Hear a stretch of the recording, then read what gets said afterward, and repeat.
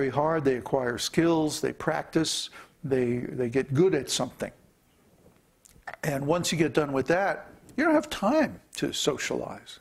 You know, and tell you also, the other thing is, those friendships and those relationships and that popularity that you get in high school is going to be over as soon as you're out of school. That whole game ends when you get out of the artificial environment where you have all these kids the same age herded into a room, and then a professional sadist up in the front, you know, marching them through all these lessons, 2, 3, 4, you know, in a group. It's just crowd control. It's not teaching. It's some kind of political process, like hazing, you know. It's not education. So, you know, anybody who's in that kind of a crazy, insane, psychotic, actually, what's his name, calls it psychotic. Gatto. Yeah, Gatto. He calls it a psychotic, schools are a psychotic environment. Because they're engineered to make people stupid. They reward mean behavior and stupidity and crowd behavior, you know, herd behavior, and they punish intelligence and creativity and initiative. They do. I can tell you so many stories about my school. I'm sure you can all remember plenty of horror stories from your own so-called education. So, we don't need that. But all of this behavior is kutinati. It's all unwanted behavior. It's all behavior that causes anxiety, causes suffering, causes other living entities to experience pain. And because of that, it becomes an obstacle on the path of devotional service.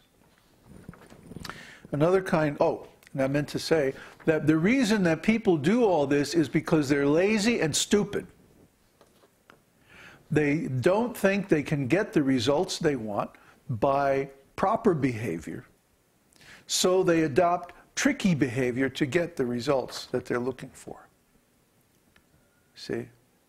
They don't think that, for example, you always, if you dig deep into somebody who is popular, in the high school sense of popular, you'll always find a deep inferiority complex.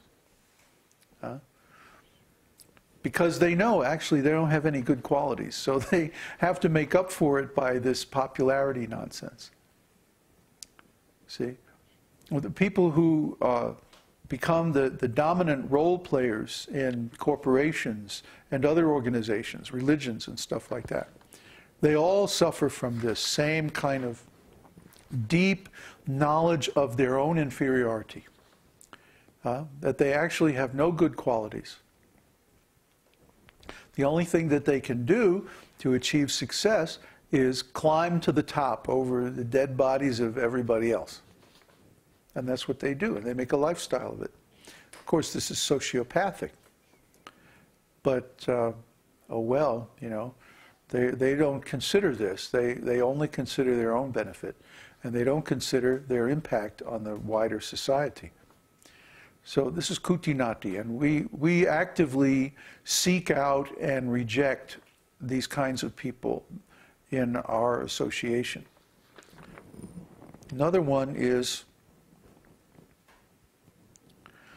matsarya, envy.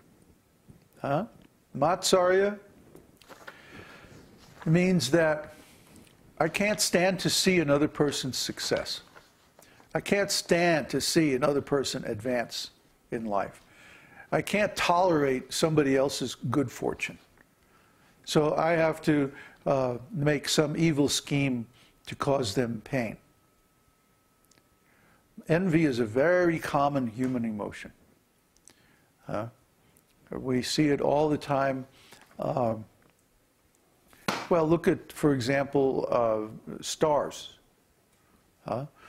There's always somebody hanging around a star who is a destructive personality and does everything possible to bring them down.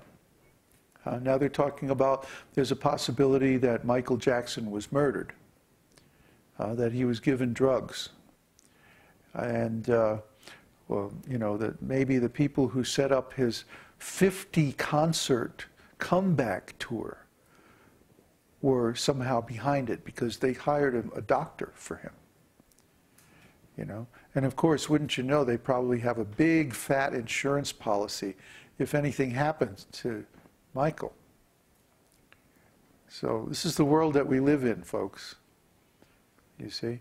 You think you're being given an opportunity, but actually you're being set up for a fall. You know? And this is the way the material world works. This is how materialistic people operate. So be very cautious of this material world. It's not a friendly place. There's danger at every step. There's always some rascal who is plotting and scheming to do in the good people. This is our experience in life. So we see it in the newspaper, we see it on TV, and then we always think somehow that it's not going to happen to us. But sooner or later it happens to everyone. You just have, you know, nobody is that fortunate. Nobody is that, nobody is untouchable. And the envious people are everywhere.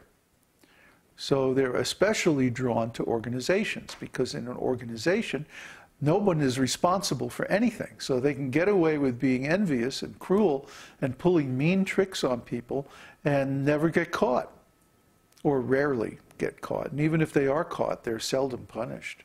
Usually they wind up getting promoted.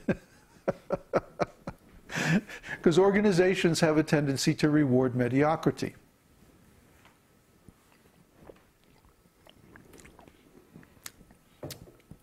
Anyway, the next kind of weakness of heart is swa-pratishta lalasa. Pratishta means name and fame, and lalasa means longing or desire. So sva means all kinds.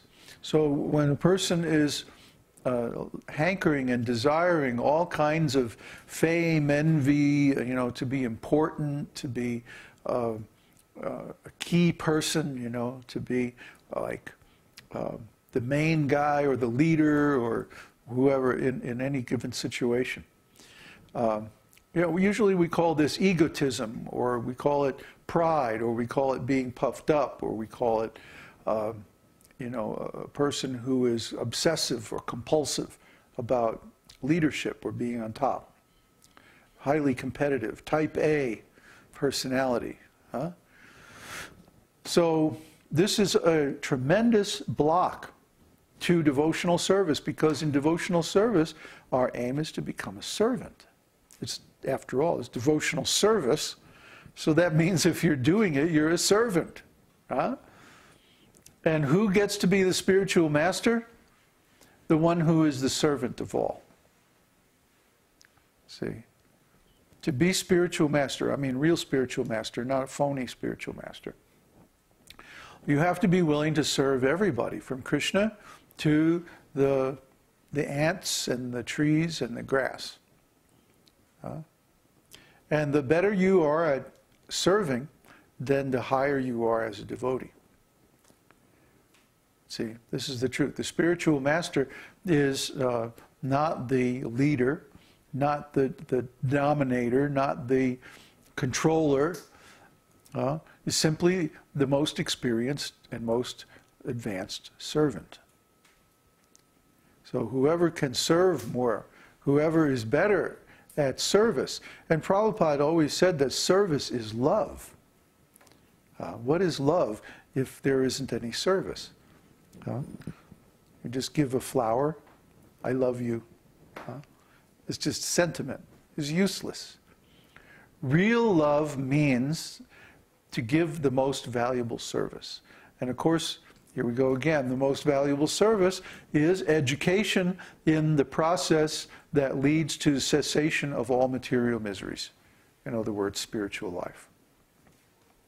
So if someone can give training in this science of Krishna consciousness, this is the best service.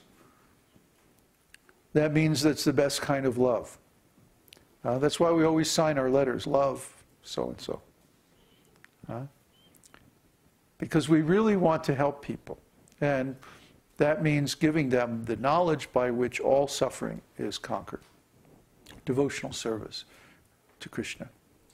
But someone who is busy plotting and scheming how to become the controller and how to become the number one, they don't have time to serve anybody else. They're completely egotistical and completely selfish. And that means they can't engage in devotional service. So how are they going to advance?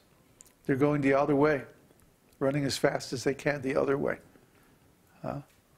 So all these things, these different kinds of weakness of heart, attachment for useless things, deceitful behavior in politics, envy, and a desire for fame and prestige. These are, and also laziness. Laziness is a kind of weakness of heart. We discussed that last night a little bit. How contemplating a difficult task is often more